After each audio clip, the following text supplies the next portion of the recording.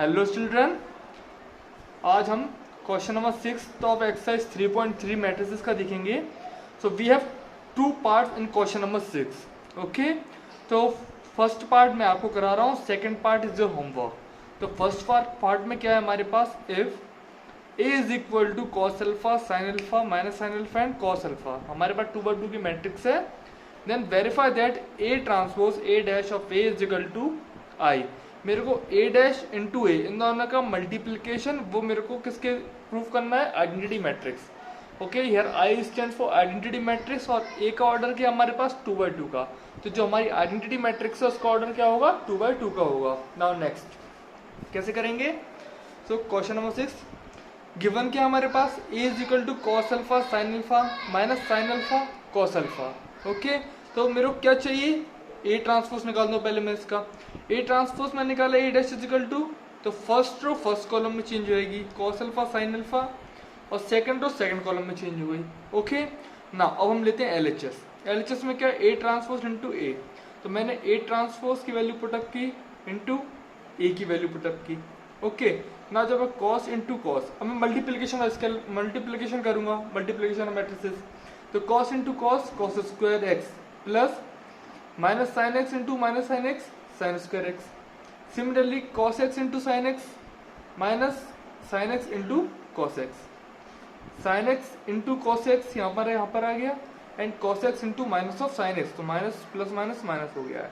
Okay, and sine x into sine x sine square x and cos x into cos x cos square x. Okay, तो मैं जानता हूँ cos square x plus sine square x क्या होता है, 1 होता है। सिमिलरली यहाँ पर भी sine square x plus cos square x 1 है, तो यहाँ पे कॉस एक्स और साइन एक्स कैंसल आउट हो गए, और सिमिलरली यहाँ पर ही कैंसल आउट हो गए। ओके, तो क्या बना 1 0 0 1, और यही हमारी आइडेंटिटी मैट्रिक्स है। तो therefore LHS is equal to RHS. इसी तरीके से क्वेश्चन नंबर 2 इसका हमको करना है। क्वेश्चन नंबर 7, क्वेश्चन नंबर 7 क्या कहता है, क्वेश्चन नंबर 7 में फर्स्ट पार्ट देखिए, show that the matrix A is equal to matrix हमको गिवन है इज अ सिमेट्रिक मैट्रिक्स। इस मैट्रिक्स को हमको सिमेट्रिक मैट्रिक्स बताना है, तो हम जानते हैं सिमेट्रिक की कंडीशन क्या होती है। ठीक है, ए डैश ए ट्रांसपोज, इस ए का जो ट्रांसपोज निकालेंगे वो भी ए के इक्वल होगा, तो ये सिमेट्रिक है, नहीं तो फिर नहीं है। इसको कैसे सॉल्व करेंगे देखो। सबसे पहले given A is equal to 1 - 1 5 -1 2 1 5 1 3, ये हमको मैट्रिक्स गिवन है, इसकी इक्वेशन बन दिया। तो हम जानते हैं what is the definition of symmetric matrix, A transpose is equal to A होना चाहिए, तो therefore A transpose is equal to 1 - 1। First row को मैंने फर्स्ट कॉलम बनाया, तो फर्स्ट रो की क्या है 1 - 1 5 1 - 1 5। फिर सेकंड रो को -1 2 1 -1 2 1 5 1 3 5 1 3। अब मैं देखूं कि हमने जो भी इंटरचेंज किया ट्रांसपोज निकाला, तो हर एलिमेंट की वैल्यू सेम है। तो इस तरीके से बोल सकता हूँ कि A transpose is equal to A, इसको मैंने सेकंड इक्वेशन दिया, और जब इन दोनों इक्वेशन को कंपेयर किया from equation 1 and 2, A transpose equal to A हमारा यहाँ पर आ रहा है, तो therefore A is a symmetric matrix. Similarly question number 2 is your homework. Okay, इसमें हमको इधर स्क्यू सिमेट्रिक मैट्रिक्स बताना है। ओके, तो स्क्यू सिमेट्रिक मैट्रिक कंडीशन आप सब जानते हो, A dash is equal to, यहाँ पर लिखता हूँ A dash is equal to minus of A होना चाहिए, है ना। तो इसका अगर मैं ट्रांसपोज निकालूंगा, अगर वो नेगेटिव ए की इक्वल आता है तो हम बोलेंगे इसकी सिमेट्रिक मैट्रिक्स है, नहीं तो नहीं है, ये आपका होमवर्क है। Okay, question number 8, question number 8 में हमारे पास क्या है, for the matrix A is equal to 1 5 6 7 verify that A plus A dash is a symmetric matrix and A minus A dash is a skew symmetric matrix. Okay, तो यहाँ पर मैं symmetric किया था, यहाँ पर ही फर्स्ट वाला आपको होमवर्क है।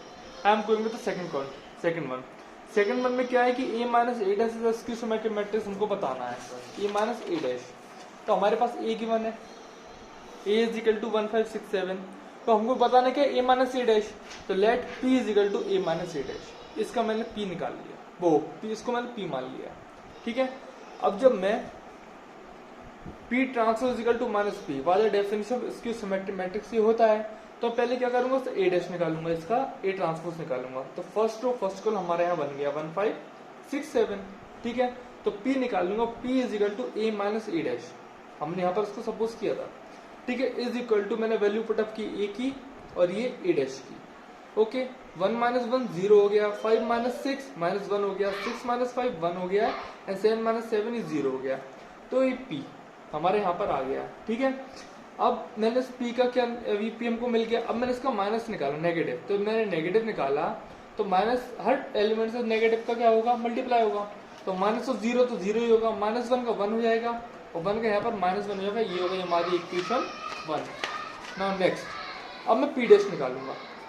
अब मेरा ये जो p आ गया है, अब मेरे को उसको इसकी सिमेट्री मैट्रिक्स बताना है, मैंने माइनस p निकाल लिया है। ठीक है, अभी जो p है मैं p का जो मैं ट्रांसपोज निकालूंगा, तो p का ट्रांसपोज क्या होगा 0 माइनस 1 1 0।